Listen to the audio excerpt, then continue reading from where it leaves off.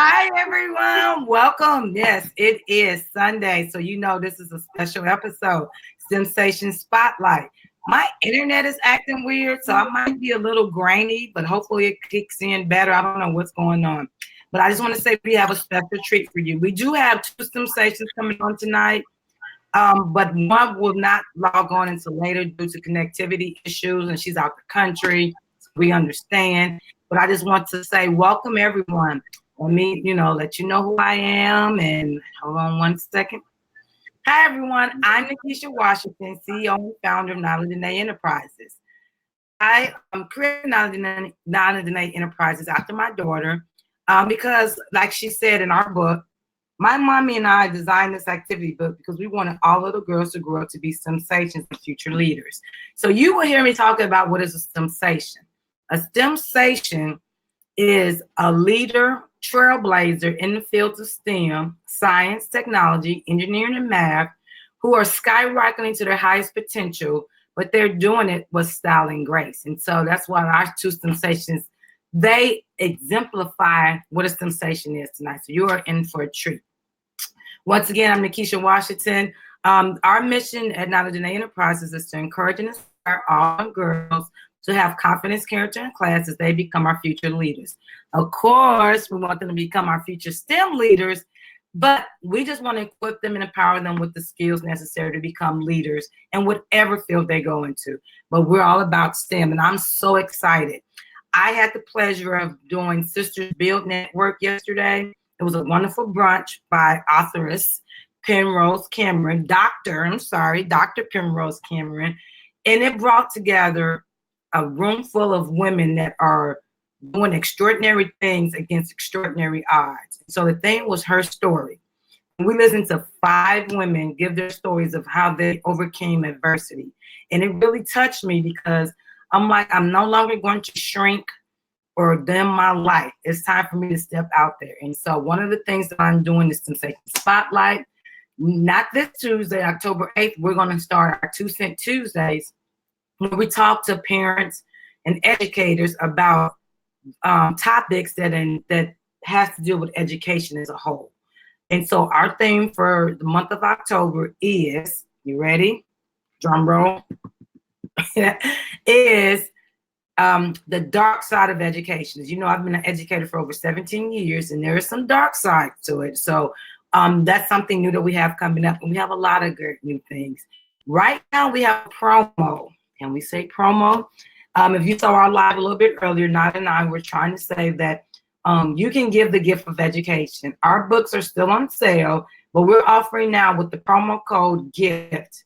You can send a book to someone you love for free shipping. You just purchase the book and we'll pay for the shipping. If you don't have a little girl in your house or next door or at church that you can think of, just donate something to us and we will make sure a little girl gets a book. You can cash app us at Nala Dene, or you can definitely do a PayPal, info@naladene.com. But all this is on our website at naladene.com. Now, enough of all of that, because we know why we're here.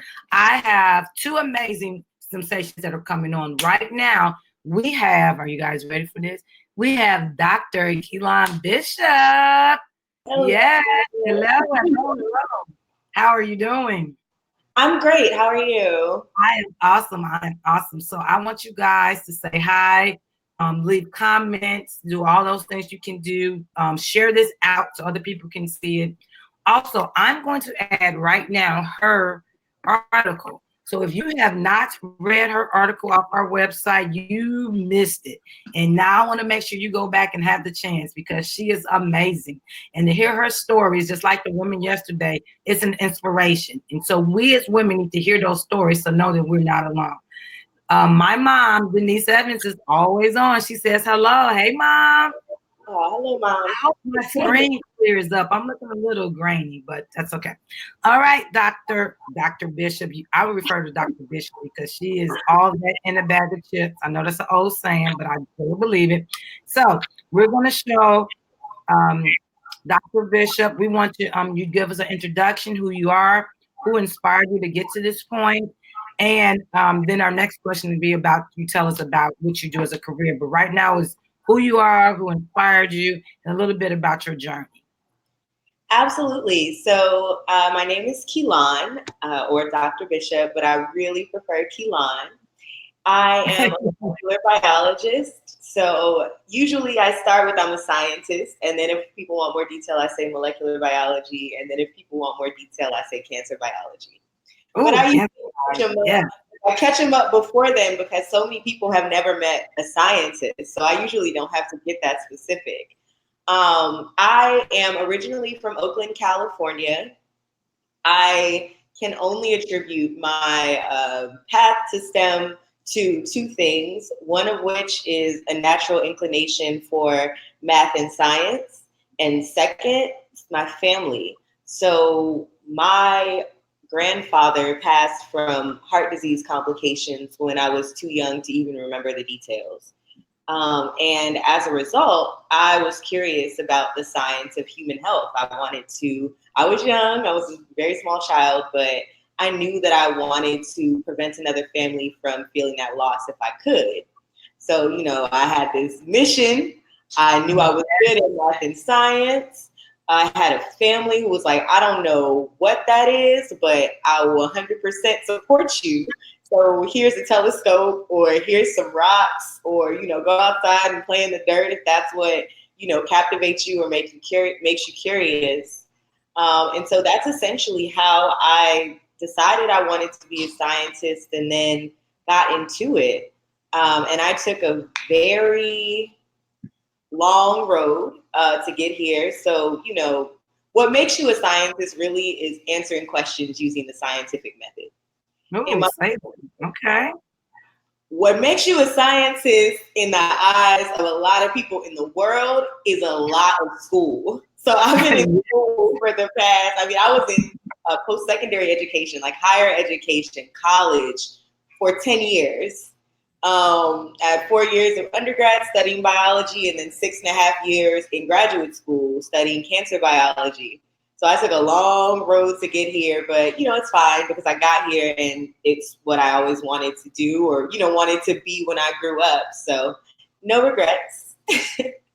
That's a little bit about me. Oh, and right now I currently live in Miami, Florida. So that's where I'm live from today. All right, you're close. I'm in Orlando, so yeah. And you can't see, but some of the things you put in your article, I added as a comment, and then you were talking, I put it underneath you so people can really get to know you and understand what you're doing. Also, I do that because I want people to go to the article and make sure you read the article if you have not. Also, leave us comments. I'm sorry, I'm going to say Dr. Bishop, but Kilan would really love to read your comments on how her story inspired you. One thing I got from that is that you're not only a molecular biologist, but you're on a mission. And you talked about losing your grandfather to heart disease. And just knowing my family, I've lost my grandparents before I was 3 years old. So I lost one to some blood disorder that we still don't know what happened, and then one to breast cancer. So what you are doing is so near and dear to my heart. And what you said about wanting to conduct research to spare another family that loss, that is awesome. And so I just salute you, my sister.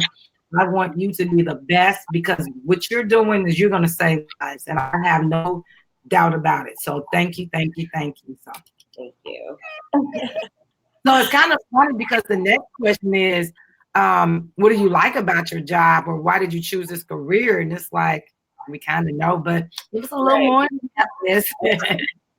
Yeah, absolutely. So, like I said, I was in school for a long time. And during that time, I was doing a lot of research. So I did I did prostate cancer research when I was an undergrad. And then I did a lot of cancer research, a lot of breast cancer research to get my graduate degree, which makes me Dr. Bishop. And what I realized was that I was doing very basic research. So on like the spectrum of discovery, you have research that is just understanding. So like I want to understand what some proteins play. And then on the other hand, you have I want to see exactly what this drug does, in the body. So like they call that translational research. Because Yes. my research in the lab was basic research, I decided to get off of the bench. And right now, I serve as a medical science associate and basically a consultant to a lot of the pharmaceutical companies that are at the forefront of innovation when it comes to curing disease. So, what what I do now, what I like about it is, whereas before I was in a lab working on my one way to help and to contribute to the field of knowledge that will eventually allow us to cure cancer. Now, in my current role, I get to see a bunch of discoveries and I get to Oh, read the science and I get to see, what's kind of the most promising means of treating disease. I get to see new therapies that have never been tried before. And so that's amazing to be so close to that and to be privileged to see that because a lot of the information is confidential. That's definitely my favorite part of my current role. and that's awesome. Once again, I salute you. And I love that I put on there about how your mom was your inspiration and Oh she yeah. wanted you to merge your professional path and your passion for service. And when you talk, you hear the passion for science, but you also hear the passion for service and to help others. And so that is amazing. So thank you again. And especially with cancer. We know cancer is wiping out people, taking, families down there. It's just it's crazy. And I'm like, come on now. We're so far technology wise and everything else. We really have to figure this out and get a cure for it and help those that are suffering and dying at record rates at this point. So thank you again. Thank you again. So with every career, we know there's always something career job wise that you will probably want to change. Is there something that you can talk to about what would you want to change about your career? Yeah, for sure. So, I mean, two Like things that. come to mind immediately. So, the first of which is in science in general, there's still this attitude that a scientist's place is in the lab. Oh, say that. And, for someone who comes in with a passion for the lab and a passion for science and research, that's great. But that clashes with, like I stated, that passion for service. Because, I can serve in a very abstract way through the lab, but it's more immediate, more tangible for me to be out in the community, out of lab, my out of lab activities. And so throughout my entire training experience, that was really what I struggled with different supervisors and different, advisors and mentors. I had to constantly iterate that I was not willing to sacrifice some of the Mm. activities that were more immediately satisfying, but didn't fit in the traditional scope of a scientist's work. And then my current job, we have to be in the office a lot. So, Yeah. just like how I was in the lab 16 hours out of a day, now I'm not in my office 16 hours out of a day, but we do work in our office, 8 hours a day. We have the hour lunch break. It's very corporate in nature. And for someone who is just a little bit more, I don't know, free spirited like myself, that can clash sometimes. I'm like, I just want to go work in a park. Can I go work in a park? And they're like, no. So, so if I could change, one thing about my current job, it would be decentralizing the work and like just, go work wherever you are most productive. Come in for meetings and then go back to your favorite coffee shop or at home. I would love to work from home. I love my house. I love my apartment. So those are my two things. Those are my immediate two things. Oh wow, that's awesome. I want to ask you. I want to take a pause for the cause, and I just know because you was born and raised, I'm sure, in the Bay, Oakland. Now you're in Miami. How is that transition? How is that different? How is it for you? So I left out a step. So I left home to go to college. So I went from the Bay Area where, I had my family and I was living with them and, I had my friends from high school, sports, so I was on the soccer team and a cheerleader and all of that. And then I just left abruptly and went to college in Baltimore, Maryland. Oh, be more. And that was tragic because it snowed in Maryland. And I was not about the cold weather. I was so unprepared. And it's a completely different existence when you have to worry about snow, so your wardrobe has to change. I know. I'm from Indiana, so I know forever. So that was a tragic shock that I really could have prepared better for. But when I went from Baltimore to Miami, which that transition was, I graduated from Morgan State University and then was going to the University of Miami. That was amazing because that's a weather that I understood, that I could deal with. It's hot a lot of the months out of the year. We get some rain. What was a really drastic change, though, is that in the Bay Area, there are a lot of, well, it's changed now, but when I was growing up, I had a lot of role models that looked like me, that walked like me, that talked like me. My mother has her doctorate in education, and so do all of my play aunties. Like, wow. It's a thing. And so I knew from a young age, because I was told, that I was going to college, and I knew that I was going to pick something and excel at it. When I moved to Miami, I started seeing less and less of that. The disparities here, the socioeconomic disparities, like based on class, how much money you have, and the race ethnic disparities are really drastic. And maybe I just noticed them as an adult, but that has been a very difficult transition because I was used to a little bit more diversity, a little bit more equity in the way that people are distributed and how people interact. And a lot of adjusting to being in Miami has been kind of, I don't want to say unlearning that, but realizing that that's not everywhere. And so, understanding the privilege I had of seeing that. Yes. So a lot of people in Florida where it's like, oh, you're the first person I met with a PhD, or you're the first scientist I met. And if it's not that, it's you're the first Black female I've met with a PhD, Black woman that I've met with a PhD, or Black female scientist. So it happens a lot more than that makes me comfortable, if that makes sense. And not even that, when we first moved here about a year ago to Orlando, we still was looking around for would somebody look like us? Where are they? Like, we didn't know where they were. We couldn't find them. And it was a culture shock because we came from a place where, it was a lot of us and we knew where to find us and we knew where to go to eat and where to go get my hair done. And coming here, it's definitely been a culture shock and an adjustment. So I feel you on that. And then, like you said, you have a PhD in not just, the cancer biology. So I know they're looking at you like you're a unicorn. Like I'm literally going to sprout ivy out of my face at any moment. But, it's kind of tragic because representation matters. And that's why the work that you're doing is so important, just uplifting constantly images of women and women of color in STEM. It is very easy to say that something is possible, but it's an entirely different thing to see it.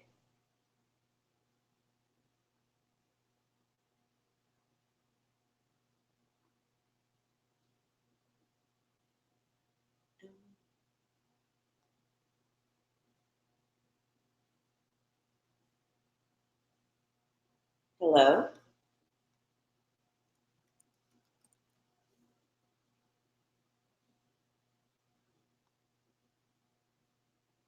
Oh, okay.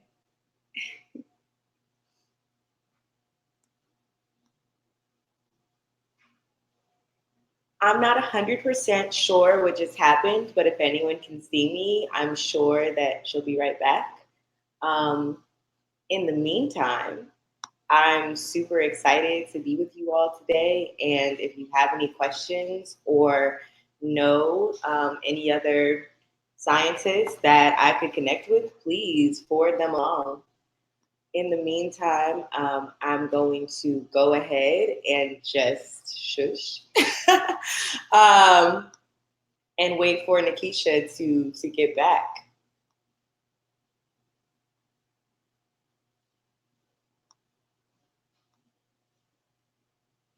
Any other scientists that I could connect with, please forward them along.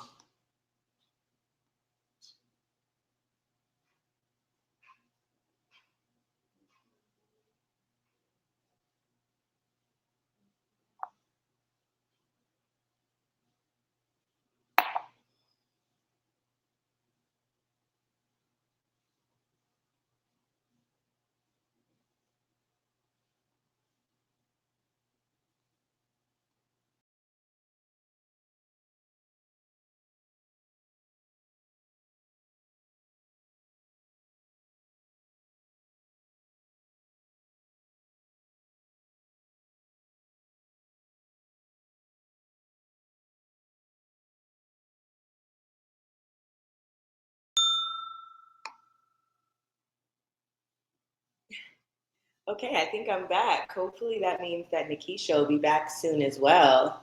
I'm not 100% sure what happened, but for those viewers who just logged in, my name is Kilan Bishop. I'm a scientist. In the context of the show, I can specify that I'm a molecular biologist. Cancer biology is my specialty. I very much came into cancer biology from the standpoint of having lost someone and wanting to make a difference.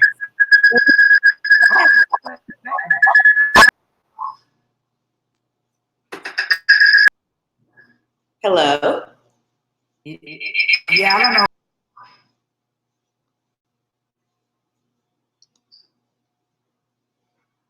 I can't hear you. It'll come on and say.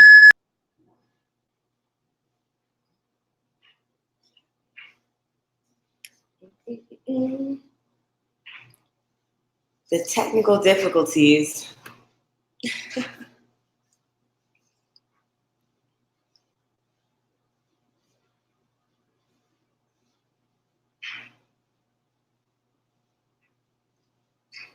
Well, I guess it's a great thing that most of this is in an article that is not dependent on us and our technology working. Nikisha posted the link to the article. So a lot of what I'm saying today is in the article, and this is really just putting a face to it. So yeah, and that article also has all of my contact information. And she's back. No, it's too much. What is the feedback? Oh my goodness.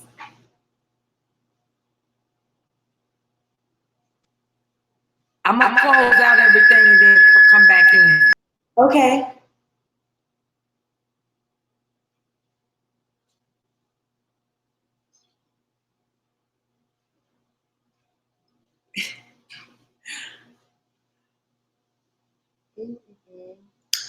All right.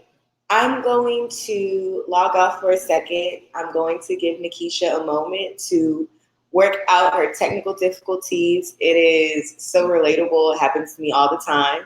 I just don't want to talk you all's ear off in the absence of our hostess. Okay, I think you're good now. Can you hear me? Oh, awesome. Yes. Okay. Oh my God. Because what happened, I tried to switch the internet because we were still like grainy and pausing, but then that was not the right thing to do. And then all kind of. Yeah, I just lost you. I said, look at you. You kept going. I can hear you. You kept going like a pro. I said, look at her. She can have her own show. I was just at the point where I was like, okay, bye, guys. I'll come back. No, we got it. So thank you guys. We're so sorry about technical difficulties. I've had a bad internet day all day, and I'm sure that's part of it, but I was too afraid to restart the modem before this, but that might have been a good idea, but we're going to get through it. So I thank you for keep going. Kilan, you were like Birkin. She was like, check the article out, do this. Yeah. So, but those of you that are watching, please say hi. Let us know you're there. Give us comments. We want this to be interactive as possible. Ask us questions. We are back, and hopefully we're not all grainy, and we're doing this. So let me see. Are we still on? I'm trying to check the. Make sure we stop on the whatchamacallit. Give me a second. I'm checking everywhere else, see if we're still going. Okay. Okay, yeah, we're still going. I'm still a little grainy, but that's okay. We're gonna get through. It's all about you today. Anyway, all about you. All right. So my next question, because you talked about what would you change about your career, and that was awesome. Now, especially what you talked about coming somewhere from a predominantly, where you saw a lot of minorities and you interacted with minorities on a daily, to going somewhere where you didn't have that same experience, and then being, becoming a doctor in the field of cancer biology. How did you come back to stigma of being a woman of color? Like, did you have any pushback, some microaggressions? Were there some things that people didn't realize what they were doing was racist or sexist, then you had to check on it? So let us know, how did you combat that stigma of being a woman of color? So what I learned very quickly, by virtue of being a Black woman in STEM, but further than that, very much presenting as a Black woman, and there not being too much that I could do about that, even if I were to do something about it, was that there was nothing that was going to make me stick out less.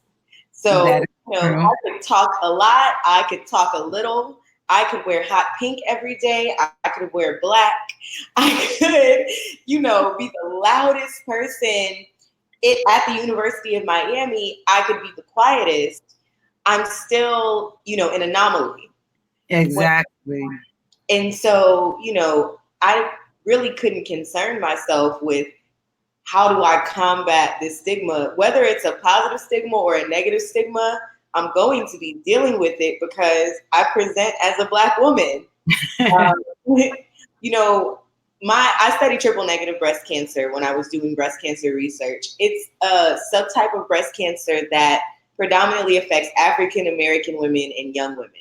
Wow. Now, breast cancer, as a larger disease, predominantly affects older women. And so, I'm African American and I'm young. So in all of my presentations in the beginning, I would set the stage by saying, this is the relevance of this disease. And, I would input those facts because those are personal to me. Let's just say that sometimes, I would get pushback. It's like, well, why is this relevant? Because it's me. And that's just it. And that's just how it's going to be presented. And that is just how it's going to be. I walk different. I talk different. I have a different hairstyle every 2 days. These are just the facts of my existence. And so I'm not going to drive myself up a wall trying to minimize myself to fit in or, to stick out less. There's nothing, you can do that brings your best self to the table and, bring your full personality to the table. There were Black women who came into my graduate program before me and after me. There are, any job that I go to, there's usually a Black woman who preceded me or will succeed me. And so, not to say that we're all the same, but perhaps by me being my full self, then the next person doesn't have to explain why she has different hair every 2 days. You never know what you're doing for the next person just by virtue of being yourself. And then that person gets rights to be themselves, in the absence of some stereotype that, may have been assigned to them before they even open their mouth. So you can't concern yourself really with the opinions of others. Microaggressions are real,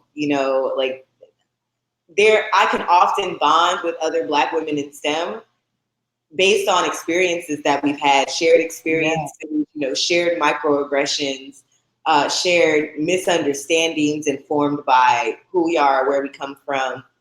And so those things are very real. But, you have to excel in spite of, because the likelihood that those things are going to change is low. So it's like you can work to change them, but at the same time, you cannot let it interfere with what you came there to do and the ways in which you decide to show up and be excellent in all of your Blackness or of colorness or womanhood. Yes, that's something I always talk about and I want to go back to what you said about changing of your hair. Right at a time when we had the little scare about Hurricane Dorian coming to Orlando, like I said, we're new here. So I was like, all right. So they canceled school a couple of days. And so I said, well, I was supposed to get my faux locks taken out. So I said, well, I can do it myself now. I got all this time. I didn't realize how extensive of a job it was. So I took out the faux locks one day, and the next day I took out something else. I was like, it was a process. So when I went back to school, the first day, when they saw me for the first couple of weeks, I had faux locks. The next day, when I came back, I had my hair braided, like the hair that was braided underneath the faux locks with the blonde color was showing. So I did that for a while. Then I started taking my hair down, but starting at the back. So it was still blonde up here, black up here, but each day it got less blonde up here to the point the last day I was up at like 1 o'clock trying to put all my hair in a big old puff ball. So then I came back with my hair straight like this. So some of my, Caucasian students was like, Miss Washington, you have 4 different hairstyles this week. And I was like, oh, I didn't mean to, but it was like the whole purpose of me trying to do it myself, which I won't do that again. But it was amazing that each day they looking at me like, what's going on with her? And, my African American students already knew, like, she doing it herself. Like they knew. But it's like you said, it's something simple as changing your hair. You don't think how it would be a conversation piece. Right. It's just a part of your existence. Yeah, like I love my hair different. Like, it's like I got wigs in the closet I'm about to pull out. They're gonna be like really looking like one day it's gonna be short, one day it's long. That's how I feel that day, especially with this Orlando humidity. I'm like, it's still 100 degrees. I might have to put this hair up.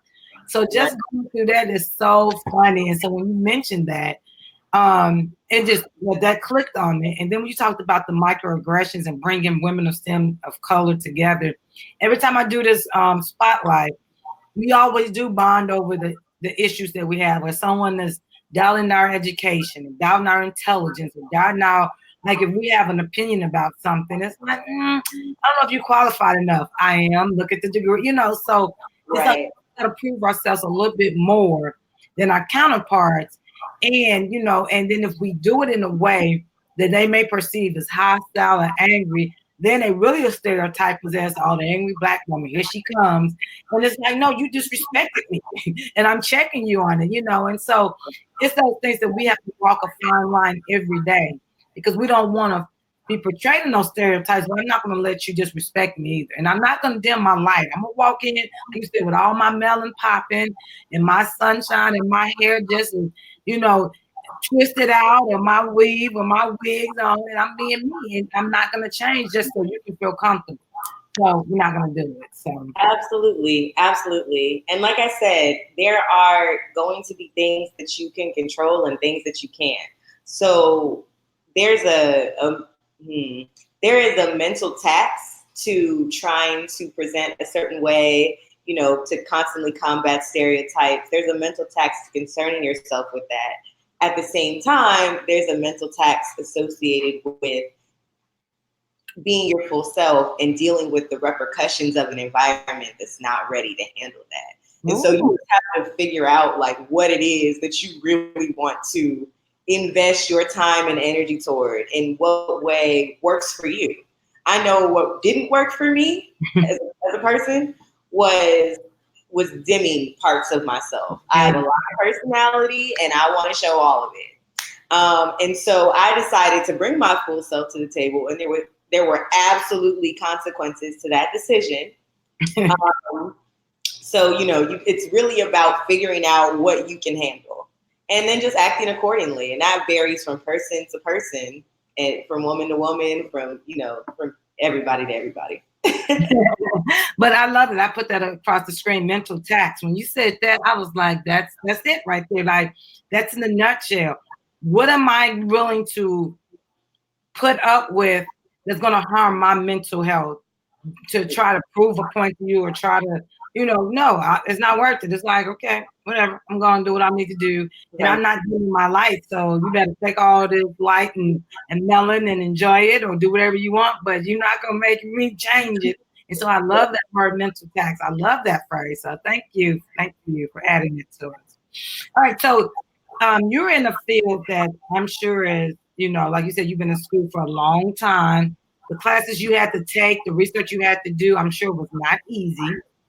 What tips and advice would you give someone who's coming up behind you, and you know, or like even in the same field as you are, but haven't got to your point? What would you give the tips and advice to them on how to succeed and how to move forward? Right. You just have to figure out what you're passionate about, because none of this is easy, right?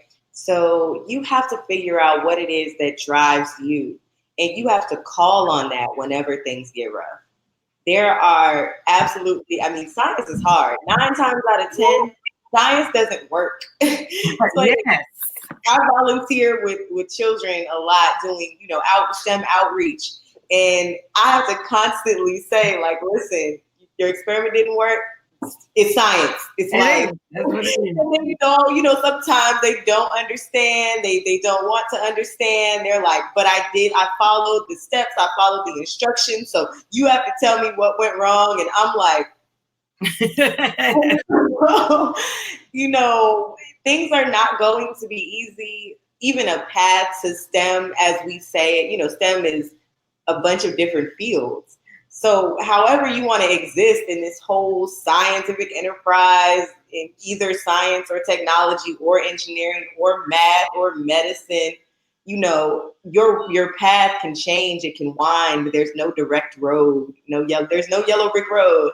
And so you really have to know your why you're doing what you're doing. You have to lean on that and depend on that in your darkest times. Like I said, I knew that I was in science to make a difference. And at the point where I felt like I couldn't make a difference in my current environment, it was that passion that drove me to change my environment. Okay. You have to know, you know, why you're doing the things that you're doing, what you want to get out of the things that you're doing, and let that guide your decision making. Otherwise, you can have people pulling you a bunch of different directions that you don't necessarily want to go. You can feel like you're wasting time or energy towards things that, you know, aren't gratifying to you. And so the same way that I was like, there's a mental tax associated with just being a woman of color in STEM, there's also a mental tax associated with choosing STEM as a field of endeavor. And so, you know, you have to have that, you have to have your why to counterbalance that and to stay whole throughout the process. Wow. Something I thought about. Every time you say stuff, it's stuff that like clicks with me. So I was talking to a Caucasian physics teacher, male teacher, and he was saying he's taught like, you know, from low science classes, so now he's teaching IB physics. So, you know, that's just the brainiacs, them smart kids. Yes. Says the smarter kids have the hardest time with his class is because they don't know and they haven't had the chance to fail.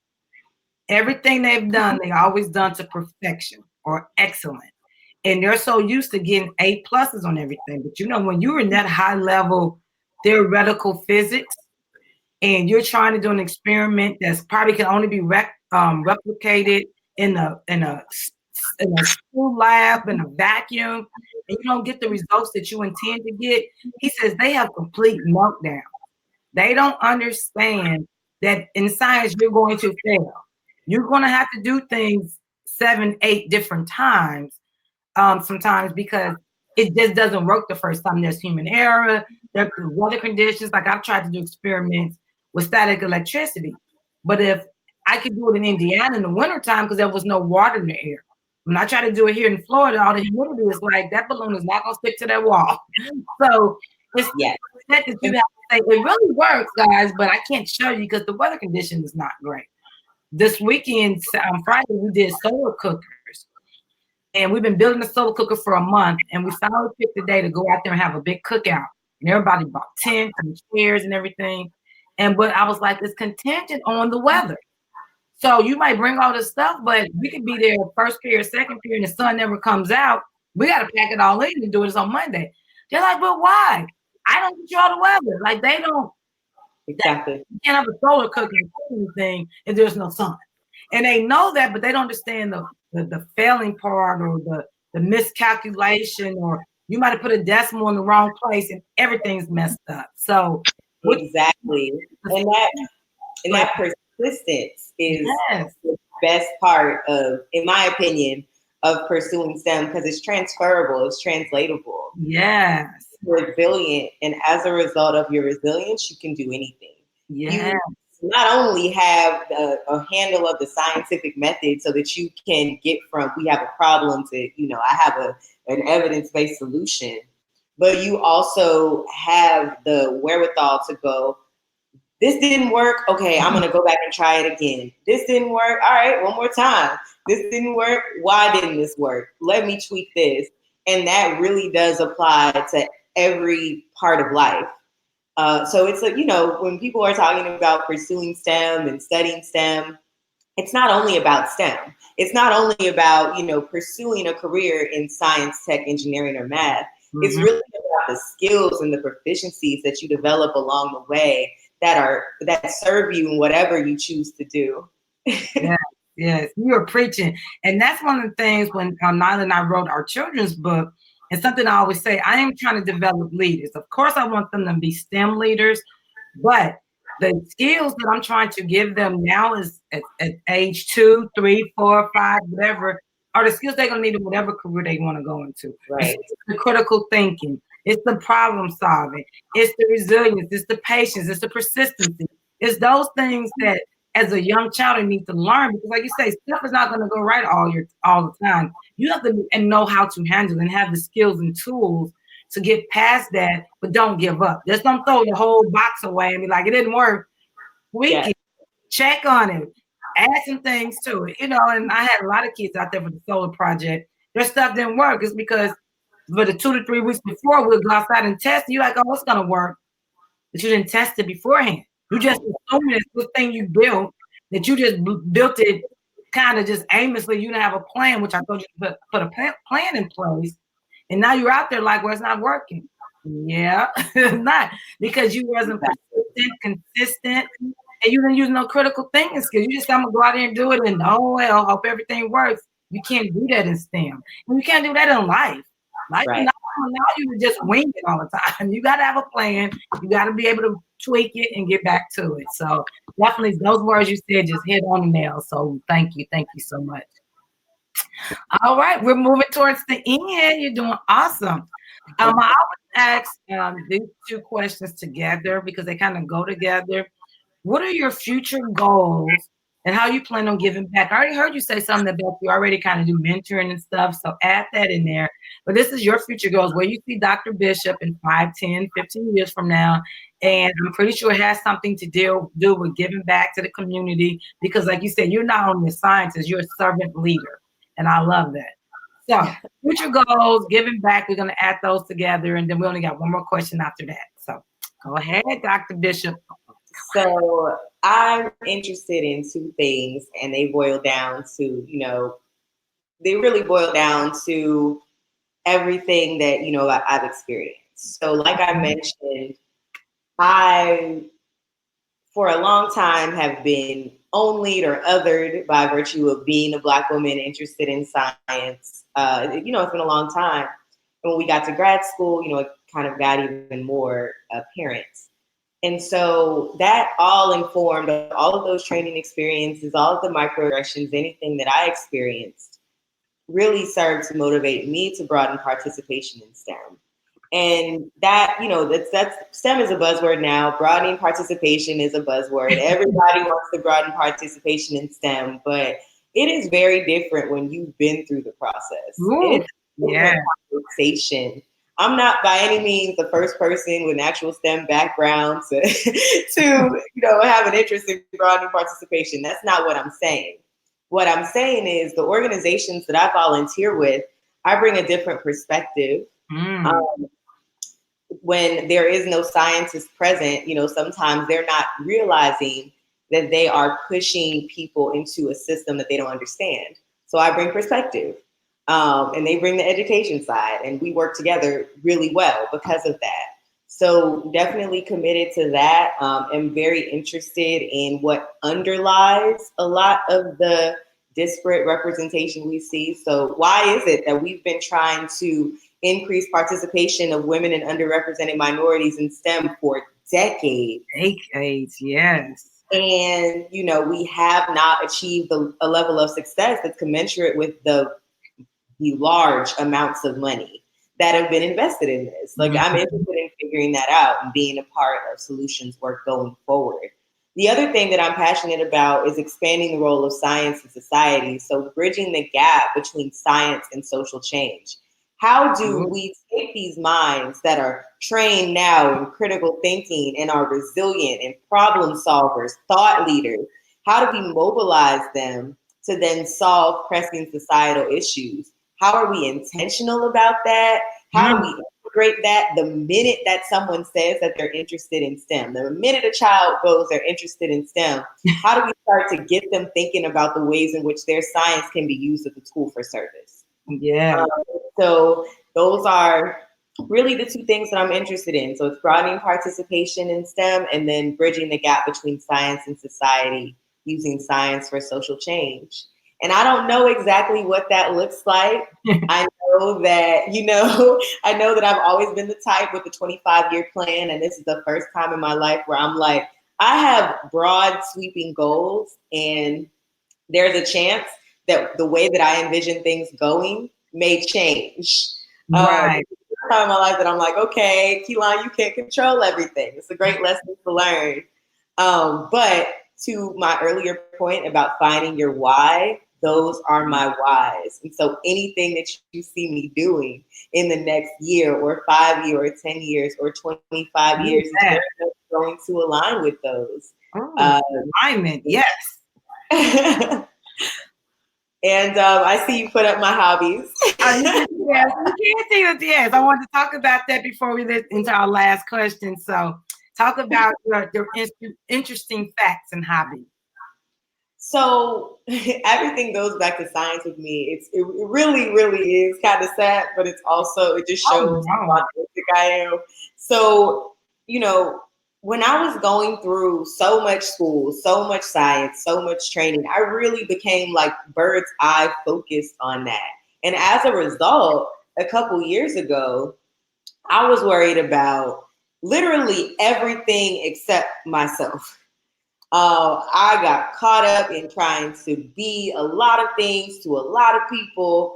And what I wasn't being was true to myself. And so when the best times that I've had as a scientist were when I was equally invested in my science and in myself. That's why I'm very intentional about including, that I'm enthusiastic about health and wellness. I love working out. I do it often. It's less, being in a gym and more going out and experiencing different studios and seeing the ways in which different people experience fitness and health. That's really what's interesting about it to me. I love to cook, keep things healthy and light without eating, some health. Like I eat baked chicken and broccoli every day. That's definitely not me. You're not gonna right. And then I love being outside. I love the environment. I want us to get it together and cut carbon emissions so that we can hold on to the outdoors and the environment as long as possible in its current beautiful form. And we've already done a lot of damage. There's already a lot of things that, even Nyla and my kids, when I have them, won't be able to experience. I know, right? It's sad because I look outside and I'm like, this is amazing. This is gorgeous. This is beautiful. I'm looking out of my window at Biscayne Bay right now. I want the future generations to have that same privilege. And, just knowing how much I enjoy being outdoors, I would hate for someone else with the same passion to not have that opportunity. So it's definitely, those things are definitely my hobbies, but they're also the things that keep me sane on this whole, mission to save, to serve, and everything that entails. Those are the things that I come back to when I need to just recenter and make sure that I'm not pouring from an empty cup. All right. So before we get to our last question, I don't know if you know, or the person just watching, do you know a genitarius? No, I don't. Say hi. Say hi. Thanks for tuning in. All right. So my last question, I always leave this question because I always say this is your chance to talk about your family influence and thank anyone who's helped you get to this point and who's always supporting you. So I always say this is your Oscar speech. So you're running this big STEM award, the STEM Oscar award.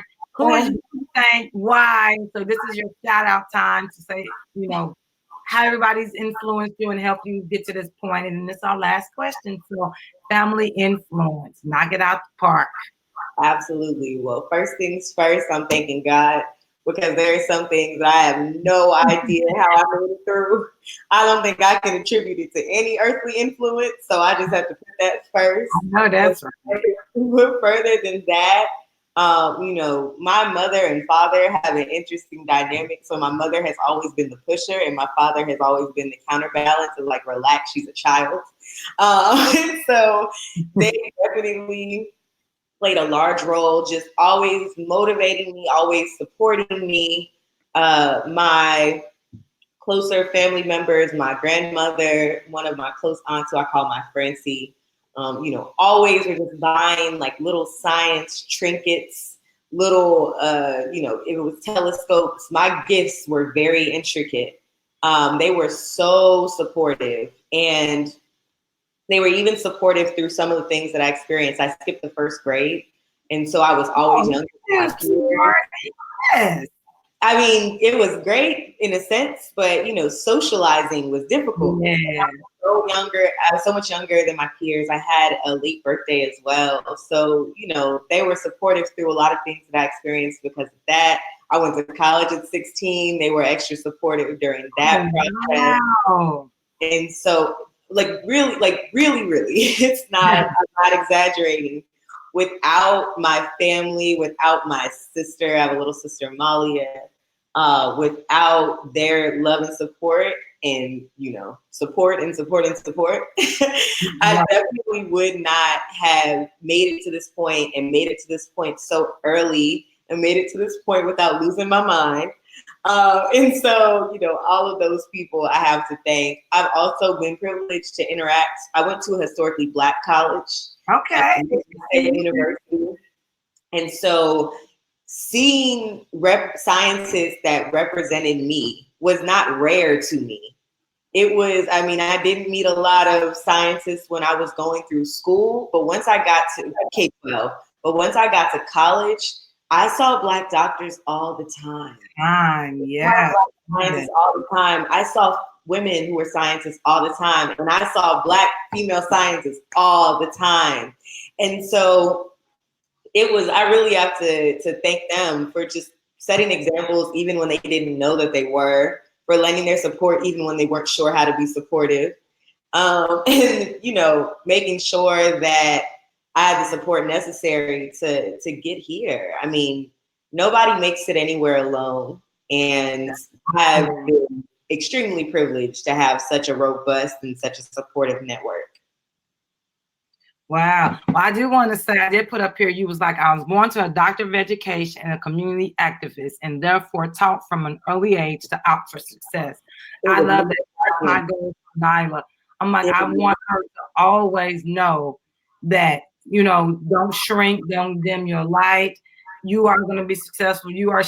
She came in my closet when I was getting ready, and she stood on the little chair thing you're having. She said, I'm the queen of the world. And I said, yes, you always believe it. You don't let anyone tell you different. Not mommy, not daddy, not the outside people. You believe that. Then she said, I'm the queen of the house. I said, wait a minute now. Hold up. Now you're going to look too far. You're the princess of the house. You can be the queen of the world, but in this house is one queen. But it was so cute. And she truly believes that. And that's something I always wanted her to believe. And, just her loving her skin, her loving her natural hair, her just loving herself. So when she get out there and someone try to tell her different, she's going to say, no, I'm a queen. I know it. I've been knowing it since I was 2. As long as someone can ever start putting that thought in my head, she's going to know that and be that. And so I just, thank people and women like you who I can show her this and say, look, this is Dr. Such and Such. Look how she looks like you. She has natural hair like you. She's your skin. Like, I love this. And that's one of the reasons why I did the STEMsation Spotlight, is to spotlight all these trailblazers, because if we don't see, you can't emulate and know where you're going if you don't know or see someone that looks like you. And so exposure is the key. So That's what all I'm about. And I just thank you for being here. You have been awesome. Our other guest did not show up, and she probably had some connectivity issues because I know we did. But you took up the whole hour. I didn't need nobody else. We wouldn't have had enough time. You are amazing. We definitely want to stay in touch with you. We want to do a who's where they're now and come back to you in the fall or the spring of next year and really connect with you again because you have just enlightened us. Your spirit shines bright. You're just awesome. And I'm sorry, you're sensational. And I definitely want to have you back. So I thank you for filling out the questionnaire, for taking the time to schedule. I know it's Sunday, like you said, you was cleaning the house. I'm washing clothes. But we took out because we both believe that this is important. And so, and to have the spotlight and shine this on others so others can see. So thank you for being here. I thank your parents for raising such an amazing person. Like you can tell, like the old people say, she comes from good stock.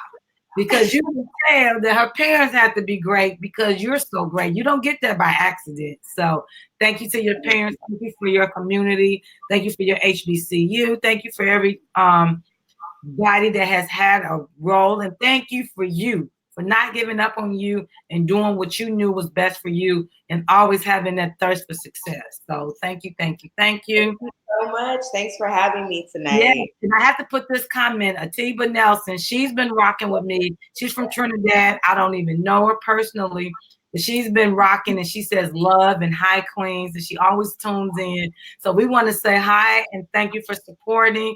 Make sure you share this out to everyone that you know so we can make sure that this message gets out there. We don't want it just to stay within us. We want it to get it out there. So it's been close to 7. We're going to end the broadcast.